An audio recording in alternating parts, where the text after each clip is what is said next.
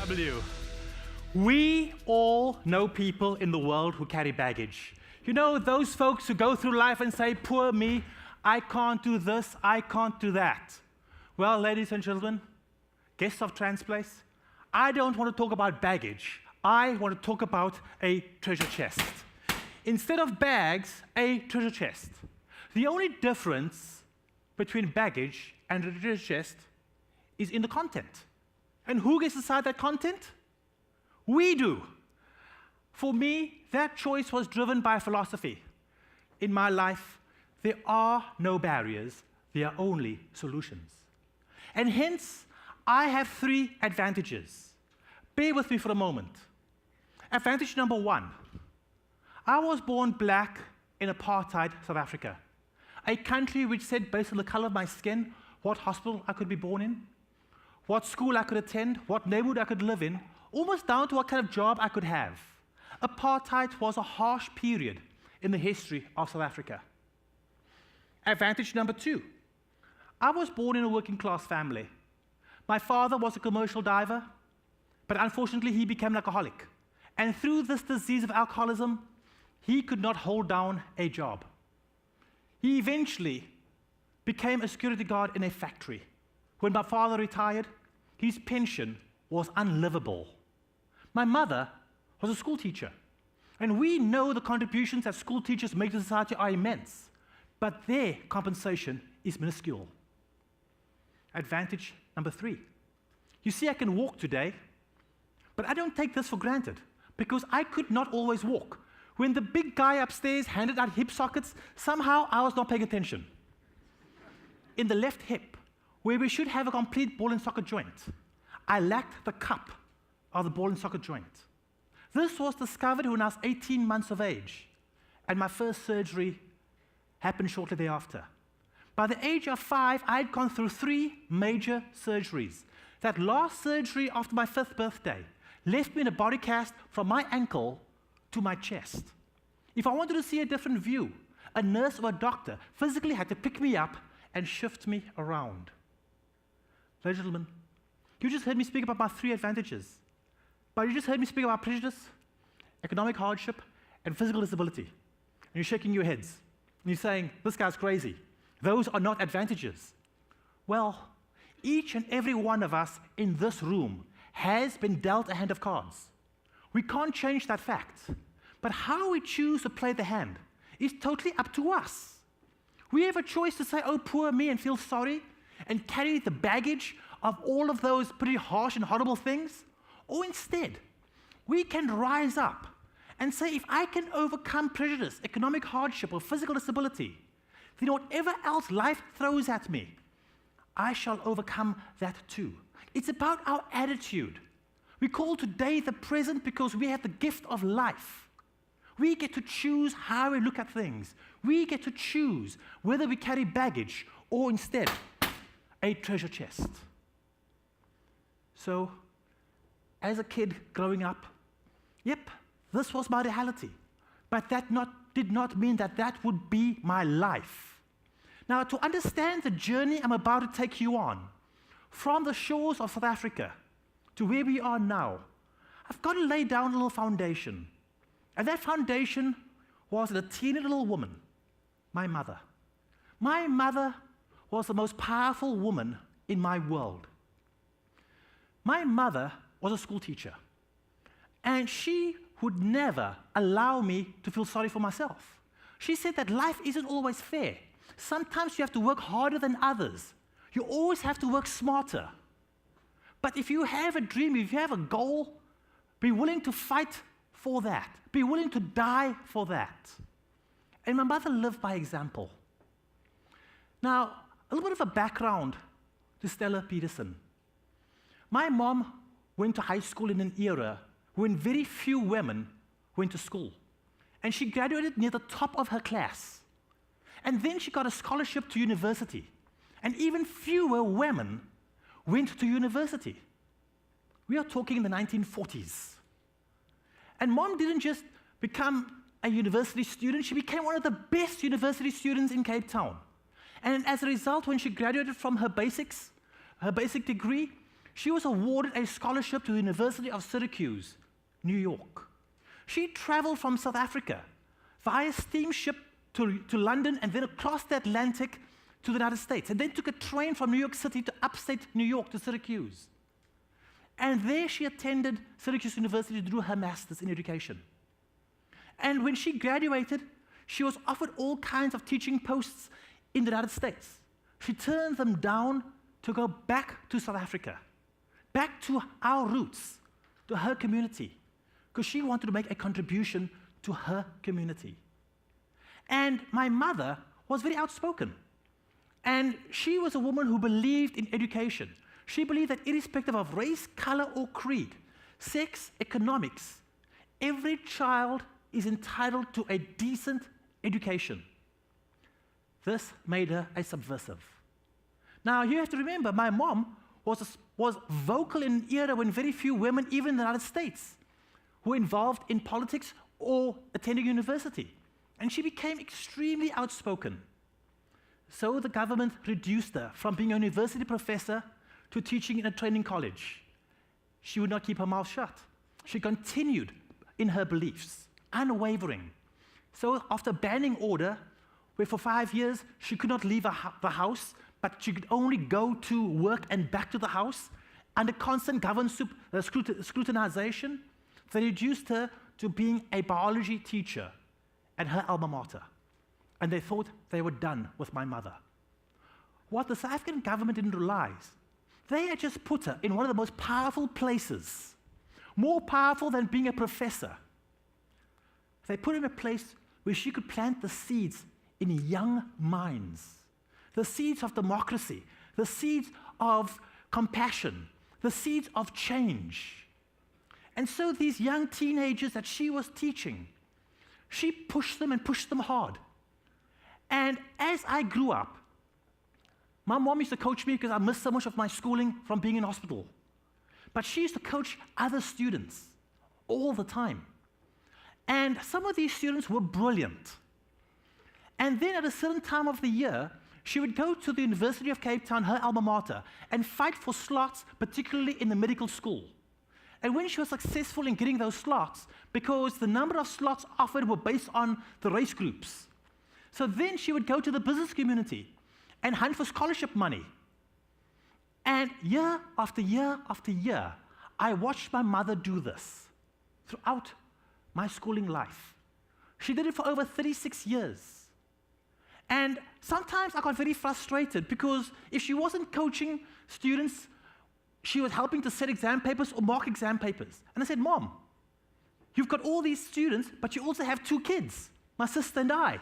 We need your attention. And she said, all our children need my attention, our attention. This is our community. I want to jump ahead. Many years go by.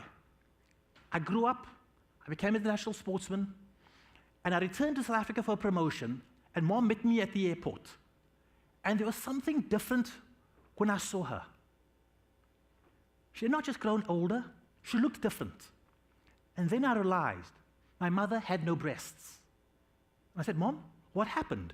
She said, well, some years back I was diagnosed with breast cancer. This was news to me. And I said, why wasn't I told? She said, I didn't want to burden you. And then a couple of years ago, it got out of control, and my medical team, my medical professionals decided they had to do a double mastectomy. This was the first I was hearing of my mom's surgeries. And again, I said, Mom, why wasn't I told? And she said, well, you had your own burdens. I did not want to burden you with my problems. This is the strength of my mother. So I said, well, besides my sister, as I wasn't there for you, who was? And she started to rattle off names. Names of former students that I recognized. I grew up with some of them. I said, well, so-and-so became my oncologist. So-and-so was my anesthesiologist. So-and-so was director of nursing. My mother received medical attention that no amount of money could ever purchase. Her students rallied in around her to save the life of their teacher. My mother did not invest her time in education because one day she was going to need a return. She did the right thing. She invested in our community because our community would need the services of all its citizens. My mother just became one of the benefactors of the investment she had made. And so we must not ask, what can we get, but how can we serve? How can we make a difference? This was the lessons I was raised upon.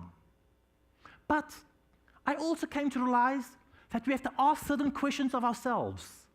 And we have to emphatically say yes to all of these questions. And I kind of grew up learning that there were 3 questions. And 8 years ago, I added a 4th question. And you may have to remind me about the 4th question. But that first question was, whatever we do, is it right for ourselves?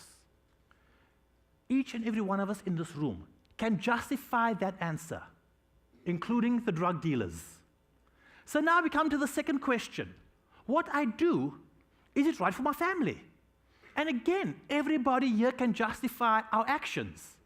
The drug dealer can say, look at the nice house we live in, or the nice cars we drive, or the wonderful private schools, whatever. And most people in society stop at the second question. That third question is, what I do, is it right for my community? Now the drug dealer is in trouble. There's no way that person can say selling drugs to kids is the right answer. And today, as you know, we live in a global community. What happens here in Dallas has implications across Texas, across the United States, across our planet. When you do something, it is felt, the ripples, worldwide in several ways. Today we live in an interconnected world, but we must ask powerful questions of ourselves and let it be our guiding lights. And later I will tell you about the 4th question. So, my mother had such an influence that she would never take no for an answer. She died 6 months ago, just shy of her 90th birthday. 3 years ago, my mother was awarded an honorary doctorate at age 87. She continued to set the bar. And so for all of us, there is hope. There are people out here in the world who will be our guiding lights, who will be our beacons, who will be our lighthouses. But we must be willing to lift our heads up and embark upon the journey. We must be willing to take the risks, to cast off our dock lines and sail away from the safe harbor, cross the oceans and lose sight of land in order to discover not just who we are, but other opportunities, distant shores. So as a kid, I'm laying in this hospital bed. I'm 5 years of age. I can't walk. I'm in pain. I'm in a body cast. And the doctor makes his round of the segregated ward. I'm the coloreds only ward. And he stops at my bed. And he says, son, what are you interested in? Now, I grew up in the coastal city of Cape Town, South Africa. The Indian Ocean on one side, the Atlantic on the other. I grew up with the stories of my father and his time at sea. So I said, boats. A few days later, that doctor showed up with a whole stack of sailing magazines. I was too young to read the words, but a picture paints 1,000 words.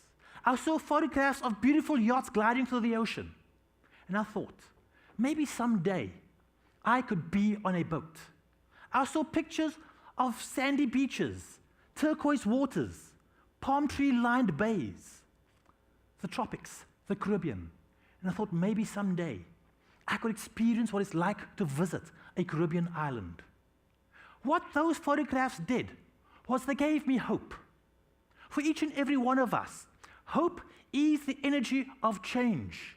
Where we are right now does not necessitate that we'll spend our entire life in the same place.